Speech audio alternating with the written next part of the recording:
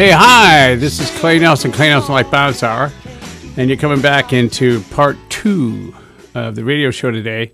And I've been I've been absolutely getting in your face and saying some things about who we have to start becoming as human beings, as husbands, wives, fathers, mothers, co-workers, and just general public. And one of the things I'm talking about is how you manage unexpected change. Who do we have to be able to dance with what we don't know? That's really what integrity is all about. It's really what character comes from. It's really about being what you say you're going to be and being what you teach. And forgiving on your feet. And when things happen to you, and they're the most unexpected things you could ever believe from the most unexpected people, you have to get yourself together, get your act together, make some decisions, and most of the time, learn how to listen and quit talking. So, I mean, like Susan and I are having a time in our relationship now where we're having to get straight about what's important. And a lot of times I want to talk more than I want to listen. So if I'm talking, she can't talk. And if she can't talk, she can't say what's going on with her. And I don't get to find out. All I can do is assume. So guess who the problem child is? Not her, me. So fix-it monsters don't work in times like this, all right? It's all about teaching people that whatever you're going through, somebody else has been through it before. And you got to listen or find someone that's been through it before and find out what they did. You don't have to go recreate the wheel from scratch, because human beings have been around for a long time. And we do pretty much the same thing to each other all the time, generation after generation. I'll give you another one. I bought my son a new car.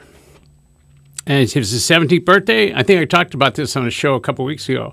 I bought him a new car, as I did with my daughter, 5-6 years ago.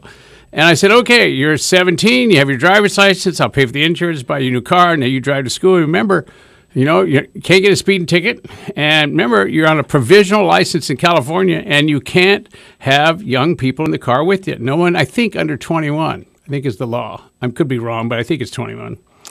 And so on the first day of school, what's he do? He gets 4 kids in the car, and he's driving off to get a hamburger, and he gets a ticket for doing 45 and a 25. Now, here's the rub, though, is he was so embarrassed, he didn't want to tell me, so he waited 4 days after he got the ticket, and he sends me an email from his class in school. And he says, Dad, I'm sorry, I was afraid to tell you, but I got a ticket, and I had kids in the car. And so when he got home that night, I said, look, I appreciate, who you are. I think it took a lot of chutzpah to finally tell me. I said, but I don't really care about the ticket. I mean, I do, but I don't care about the ticket. What I care about is your fear of telling me. I don't want you to ever be afraid of me so much that, you can't tell me what's going on. And ladies and gentlemen, that's what's going on the planet now. Everybody's afraid to say what they need to say. And everybody needs to have the right to say it without, retribution. It's like people need to be able to communicate fully no matter what's going on with them and be heard and then work it out, not be right, not judge and evaluate, but be committed to work whatever it is out to whatever degree is necessary so those human beings can get it back together again. Because it's not about being right. It's about the relationship you build. It's about the hugs you give. It's about the listening you create. It's about the world you build. And you need to hear this. And those of you that already know what I'm talking about and are hearing me like, wow, he's really going off on us today, is if you're hearing me and you already know it, my question to you is who are you teaching? Because it needs to be taught today big time everywhere. So, again, this is a call-in talk show. If you're local, you can call in at 564-1290. Long distance, you can call in 866-564-1290. Or you can email me at mediasb.com, mediasb.com. Now, I've got some quotes here someplace that we put together.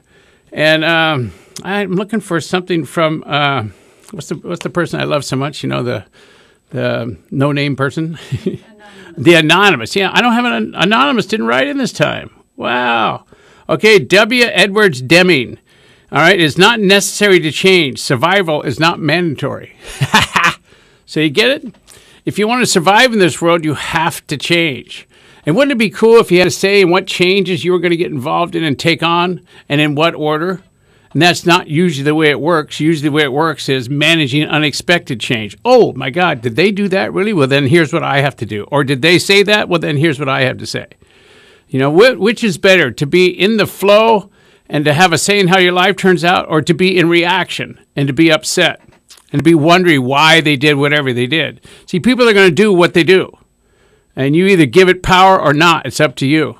You know, it's like the old adage, you can either, flow with the river, or you can push the river. The river doesn't care. If you're going to push the river, you're going to get tired out real quick, and the river's going to go, boy, this guy's really weird. Look at this. We're going to drown this old boy. Or you can turn around and just float down the river and take what you get. Have a say in how your life turns out. So now, the show today is all about how to manage big, unexpected change. Big, unexpected change. Now, think about this. I want you to take a minute, just take 30 seconds and write down some of the unexpected changes that's happened to you this week. What's happened to you that you didn't expect that's going to change or has changed either what you think, how you operate, what you do, what you eat, your relationships with people, your relationships with the person in the mirror, all those kind of things. So just take a minute. I'm going to give you 30 seconds. I'm not going to talk. I'm just going to wait. You just write down what do you think has changed and how are you going to manage it. Think about that now. Okay? So go ahead. I'll count to 30. This is called dead time on the radio. Okay, I can't do this. I'll give you 15 seconds because I'm ready to talk. Okay, so now think about this. It's like current examples of unexpected change is what's happened on the Gulf Coast. I mean, Gulf Coast in the tornado and all the stuff that's happened. I mean, think about it. In a matter of hours, their homes, livelihoods were swept away. Galveston, Texas had areas that are going to be uninhabitable for many, many, many months to come. They haven't got electricity back. I mean, think about this. Oh, and get this. Getting in to see where that coastal town was wrecked so bad, there was so much looky-loos and traffic trying to get in to see what the damage was. The people that really had damage to deal with couldn't get in to take care of their homes and their damaged boats and everything else. So people do some amazing things. They like to go see damage. They like to go watch somebody get hurt. That's why TV is what it is today. All right? There are people all over the place that are having a hard time just making ends meet. Did you look in the Santa Barbara News Press just yesterday? And they had 2 pages of houses and people that are in them that can't pay their taxes. 2 full pages. You know what that means? It means those people are in trouble. So there's all kinds of things that are starting to happen that are starting to hit home on everybody. So the question is, what are we going to do about it? And quite frankly, what's important? And what's important is that you take care of yourself, you take care of your family, and whatever you have left over extra, you help someone else. So how do you find out how to help? Where do you go? What do you do? I got to take another break now. Is that right? Is it time? 1 minute? Okay, I got to take another break. When you get back, I'm going to give you some ideas of how to be in action, how to take the energy that you could use on wondering what's going to happen and turn it into what I'm going to do about it. And not only for myself, but for anybody else I know, either in my family, on the block, or in the community. So you listen to Clay Nelson Life Balance Hour on KZSB AM 1290. So come on back.